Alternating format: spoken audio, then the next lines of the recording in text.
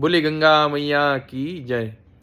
हरिद्वार से वासुदेव दास महाराज अपने YouTube channel, Instagram और फेसबुक पर जो पेज है, तीनों पर एक ही आईडी का नाम है गुरुजी हरिद्वार वाले। इसके माध्यम से मैं आपके बीच में आज पुनः उपस्थित हुआ हूँ। कारण वही है कि बार बार जो है फ़ोन आ रहे हैं कि गुरुजी अब की बार 14 तारीख को मकर संक्रांति है या 15 तारीख को है। मेरे भैया, हिंदू मेरे भाइयों, हमारे यहाँ जनवरी, फरवरी, 14-15 तारीख से लेना देना कुछ है ही नहीं। हाँ, यह सब आंग्ल भाषा, अंग्रेजों का बनाया हुआ ईसाइयों का सन होता है कि सन 2023 लग गया है आदि इत्यादि। हमारा तो नववर्ष जो है चैत्र शुक्ल प्रतिपदा से प्रारंभ होता है और हमारे यहाँ जो भी विवाह संस्कार, जनेऊ संस्कार, मुंडन संस्कार आदि जितने भी गृह प्रवेश, ये जो भी हम कुछ सुझाते हैं वो सब ज्योतिष जो चलता है वो हमारे हिंदी भाषा के संवत के अनुसार आदि आदि चलता है। उसमें जो हमारा मास होता है, पक्ष होता है, तिथियां होती हैं, कौन सा तिथि वर्ज है, कौन सी किसके लिए ग्राह्य है, कौन सा नक्षत्र किस चीज़ में नहीं चलता। बहुत से नक्षत्र ऐसे हैं जिनमें विवाह नहीं होता है, और कौन सा ग्राह्य है जिसमें हम ग्रहण कर सकते हैं। तो कहने का तात्पर्य यह है कि हमारे यहाँ कोई 14 जनवरी से कोई लेना देना ही नहीं है भैया। इसमें तो 2023 साल हुए हैं ईसाइयों को साल बनाए हुए हैं। हमारे तो सनातन पद्धति है मेरे भाई, हम तो सतयुग से पूजा पाठ करते आ रहे हैं, उसमें अपनी तिथियां आदि आदि बोलते आ रहे हैं। मनवंतरों का खेल है, सतयुग एक चतुर्युगी के अंतर्गत क्यों जाए, कल्प भेद है, बहुत कुछ है। तो अधिक वीडियो लंबी ना करते हुए पहले तो आपको ये बता दूं कि भैया अब क्या 15 जनवरी को मकर संक्रांति होगी। अब 15 जनवरी क्यों बोलना पड़ रहा है, क्योंकि ये हमारे लिए प्रयोगात्मक एक विषय वस्तु बन गई है और वो उसका भी तिरस्कार नहीं है। सम्मान सबका है, लेकिन श्रेष्ठता जिस धर्म में हमने जन्म लिया है, जिसके अंतर्गत हमारे जन्म से लेकर मृत्यु तक के अंतिम संस्कार होता है। जब हम मरते हैं तो अंग्रेजी तारीख नोट नहीं की जाती, हमारे पुण्य श्राद्ध आदि के लिए हिंदी की तिथि ही नोट की जाती है। तो जन्म से लेकर मरने पर्यंत बीच में जितने भी कर्म कांड आदि सब होता है हमारा, वो सब हमारे पितरों का श्राद्ध मरने के बाद भी जो होता है वो तिथि के अनुसार होता है, अंग्रेजी तारीख के अनुसार नहीं। तो 15 तारीख को है मेरे भाई। और एक बात और बताता चलूं, महत्वपूर्ण बात, अगले साल भी सन 2024 के अंदर भी 15 जनवरी को ही मकर संक्रांति होगी। मकर संक्रांति क्या है कि सूर्य का संक्रमण काल, एक राशि को छोड़कर धनु राशि को छोड़ करके धनु राशि को छोड़ करके भगवान अर्क, भगवान सूर्य नारायण अपने पुत्र शनिदेव से मिलने जाते हैं और उत्तरायण प्रारंभ हो जाता है। 12 महीने होते हैं अंग्रेजी में भी और हिंदी में भी, चैत्र वैशाख ज्येष्ठ आषाढ़ आदि। तो 6 महीने दक्षिणायन रहता है और 6 महीने उत्तरायण रहता है। तो जैसे ही भगवान सूर्य मकर राशि में प्रवेश करते हैं तो उत्तरायण लग जाता है। उत्तरायण का बड़ा महत्व है। भगवान श्री कृष्ण ने गीता में स्वयं कहा है कि उत्तरायण में मृत्यु होने से मोक्ष आदि की प्राप्ति होती है, जो दक्षिणायन में मरता है तो उसका पुनः आगमन इस भूर आदि लोकों में होता है, भूलोक आदि में। तो कहने का तात्पर्य यह है कि उत्तरायण बड़ा पवित्र होता है, इसका बड़ा फल है। मैं अभी आपको बताऊंगा कैसे क्या पूजा इसमें करनी चाहिए। मेरे नारायण, भगवान कृष्ण भी उत्तरायण है। उत्तरा माता के गर्भ में अयन किया है, परीक्षित को बचाने के लिए भगवान गए हैं गर्भ में, तो भगवान उत्तरायण है। श्री भीष्म पितामह महाराज ने बाणों की शैया पर पड़ा हुआ कितने वेदना सहन करी, लेकिन दक्षिणायन में शरीर नहीं छोड़ा, उत्तरायण का इंतजार किया है। और ऐसी मान्यता है कि मां गंगा भी सगर के 60,000 पुत्रों को उतारने के लिए मकर संक्रांति के दिन ही उनकी अस्थियों के ऊपर से, उनकी राख के ऊपर जाकर के मां गंगा के जल का, पवित्र जल का, परम पवित्र जल का स्पर्श हुआ है और उनको मुक्ति की प्राप्ति हुई है। बोली गंगा मैया की जय। मां गंगा की इतनी महिमा है कि जीवित के तो पाप दूर करती है, अगर मरने के पश्चात भी इनमें कोई हड्डी डाल दे, अस्थि प्रवाह कर दे, अस्थि विसर्जन कर दे, तो मरे हुए का भी मोक्ष हो जाता है। गरुड़ पुराण आदि ग्रंथ ये बात कह रहे हैं। तो कल 14 जनवरी को रात्रि को संक्रमण प्रारंभ होगा और हमारे यहाँ हिंदू धर्म में सूर्योदय से ही सारी तिथियां अधिकांशतः पर्वादि लिए जाते हैं। तो अब की बार तो वैसे भी रविवार के दिन 15 जनवरी को रविवार भी, तो विशेष महत्व हो गया है। गंगा स्नान आदि का बड़ा महत्व है, यह आपको बताता चलूं। और साथ ही साथ में क्या करना चाहिए? शास्त्र कहते हैं धेनुम तिलमयीं राजन दद्याद्यश्चोत्तरायणे सर्वान कामान वाप्नोति विंदते परमं सुखम।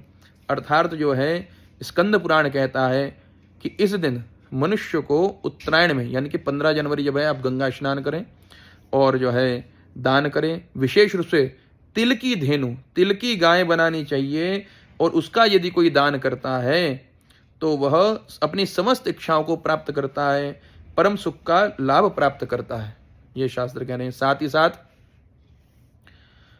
उत्तरे त्वयने विप्रा वस्त्रदानम महाफलम तिलपूर्ण मनंवाहम दत्वा रोगैहि प्रमुच्यते। देखो, विष्णु धर्म ग्रंथ में कहा गया है कि हे ब्राह्मणों को कोई ऋषि बता रहे हैं, उत्तरायण संक्रांति पर जब भगवान सूर्य मकर राशि के अंदर प्रवेश कर गए हैं और पर्व काल चल रहा है, तो उस उत्तरायण संक्रांति पर वस्त्र दान करना महान फल को देने वाला होता है तथा तिल से पूर्ण बैल को देने से समस्त रोगों से छुटकारा हो जाता है। तो मुख्य रूप से आपको बताता चलूं कि वस्त्र दान करना चाहिए। और ये समय ऐसा चल भी रहा है कि अधिक ठंड है। कितने सारे ऐसे व्यक्ति हैं जो बड़े आराम से 2 व्यक्ति को तो कंबल दे ही सकते हैं, इतना उनको भगवान ने ऐश्वर्य दे रखा है। ऐसे भी व्यक्ति जो 2 हजार व्यक्तियों को कंबल दान करते हैं, ऐसी बात नहीं है, लेकिन 2 व्यक्ति को, किसी एक व्यक्ति को, गरीब व्यक्ति को कंबल का दान, वस्त्र का दान, उष्ण वस्त्र गर्म कपड़े का दान करें, उसका बड़ा ही फल कहा गया है। इस दिन जो है तस्याम कृष्ण तिलैहि स्नानम कार्यम चोद्वर्तनम शुभैहि तिला देयाश्च विप्रेभ्य सर्वदैवोत्तरायणे तिल तैलेन दीपाश्च देयः शिवगृहे शुभा। शास्त्र आगे कहते हैं, शिव रहस्य में लिखा हुआ है कि शुभ काल के अंदर काले तिलों से स्नान करना चाहिए और उपटन लगाना चाहिए।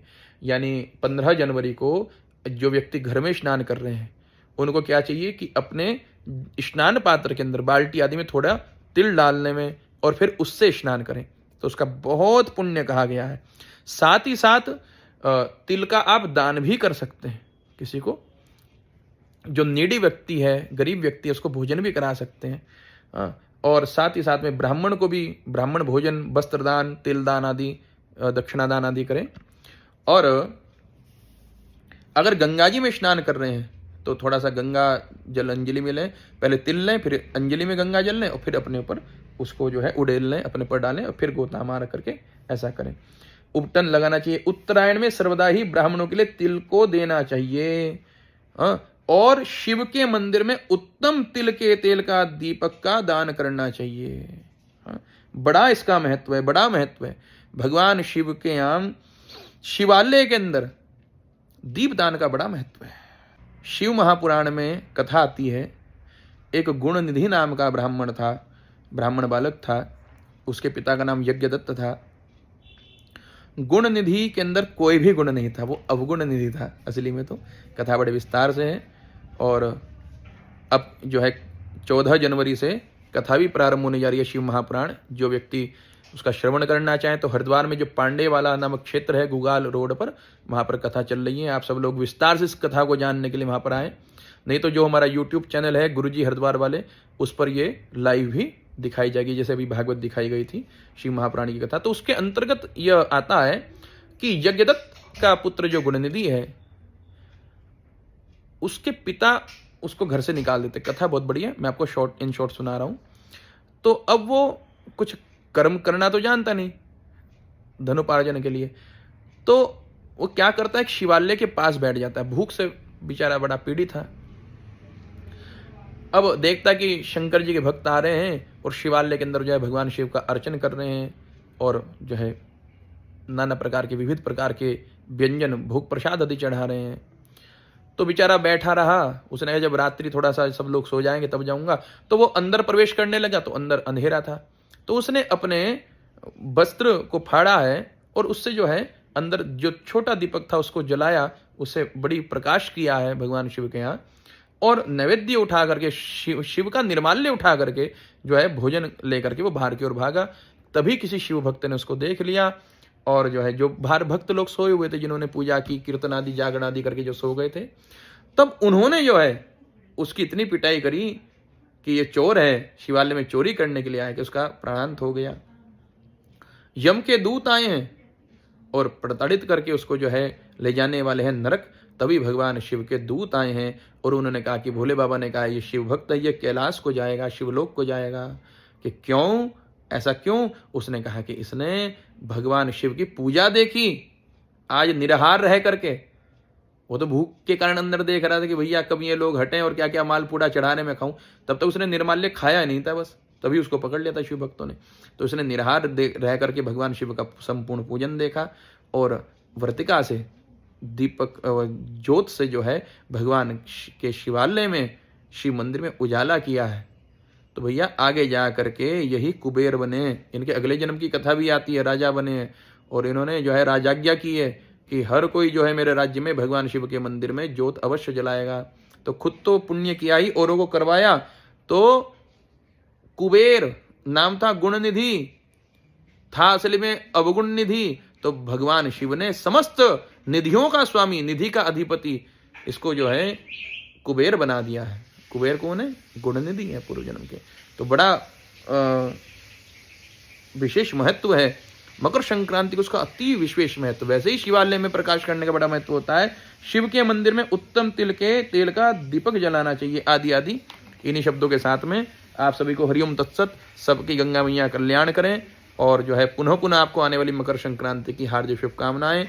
15 तारीख को मकर संक्रांति का पुण्य पर्व काल है, वो आप बड़े कुशलता पूर्वक मनाएं। आप सबको पुनः पुनः हार्दिक जय जय श्री राधे।